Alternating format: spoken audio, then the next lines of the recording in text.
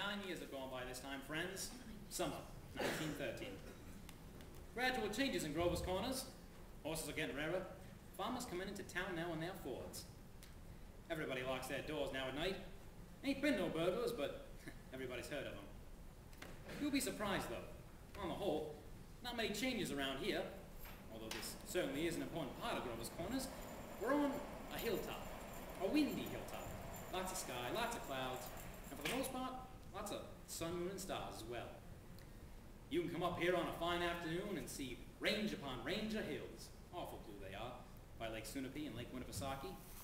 And if you go way up, you can see the White Mountains and Mount Washington, where Conway, North Conway are.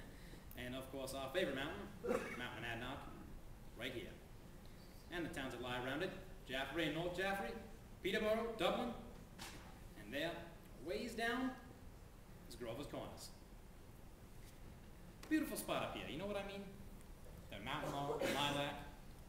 I often wonder why people prefer to be buried in Woodlawn or Brooklyn when they might spend the same time up here in New Hampshire.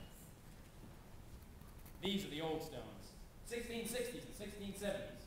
Strong-minded people came a long way to be independent.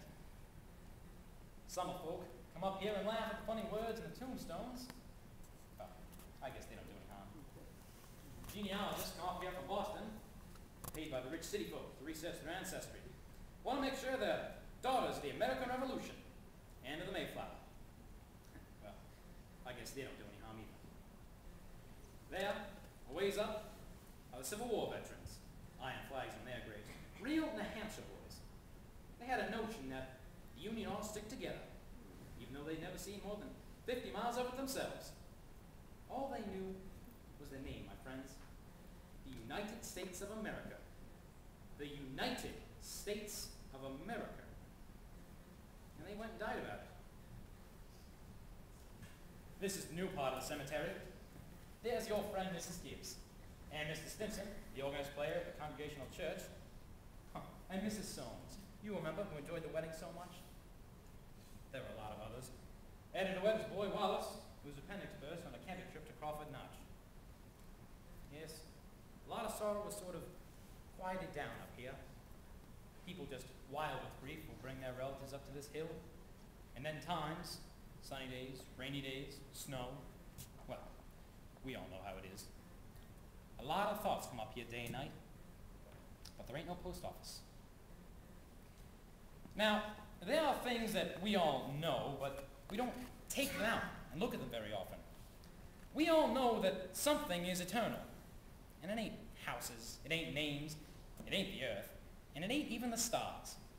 Everybody knows in their bones that something is eternal, and that something has to do with human beings. And the greatest people that have ever lived for the past 5,000 years have been telling us that.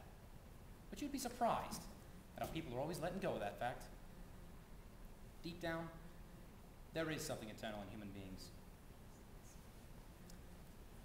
The dead don't stay interested in us people very long.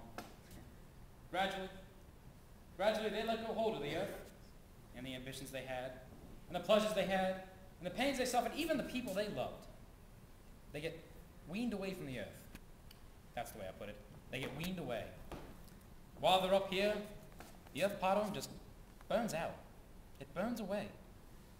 And all that time, they slowly grow indifferent to what's going on in Grover's Corners. They're waiting for something they feel is coming, something important and great. Aren't they waiting for the eternal part of them to come out clear? Now, what they're going to say might bother you, but that's just the way it is.